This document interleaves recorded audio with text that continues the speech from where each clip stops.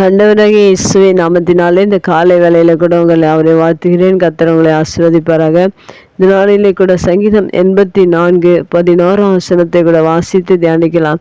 தேவனாகிய கர்த்தர் சூரியனும் கேடகமுமானவர். கர்த்தர் கிருபையையும் மகிமையும் அருளுவார்.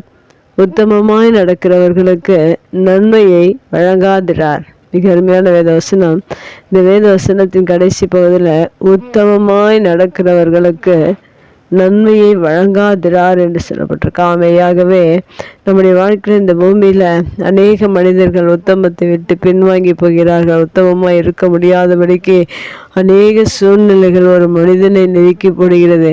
ஆனால் அப்படிப்பட்ட சூழ்நிலையும் சோர்ந்து போகாதபடிக்கு உத்தமமாய் நடக்கிற மனிதர்களும் இந்த பூமியில் உண்டு. அப்படிப்பட்ட மனிதர்களுக்கு தேவன் என்ன செய்கிறார் என்றால் நன்மையை முடிசூட்டுகிறவராக இருக்கிறார்.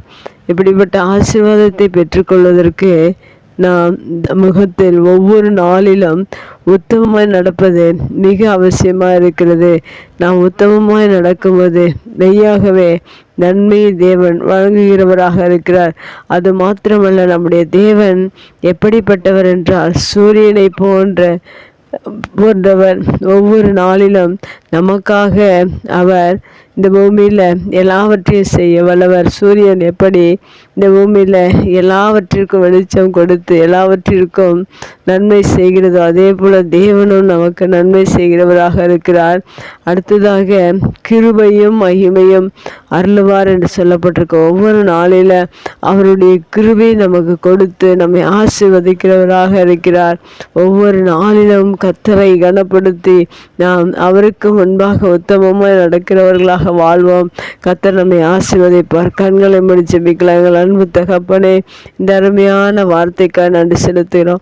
இந்த வார்த்தையின் பிரகாரம் நாங்கள் ஒவ்வொரு நாளிலும் உத்தமமாய் நடக்க நீர் ஆண்டவர் எங்களை கற்றுக் கொடுங்கப்பா.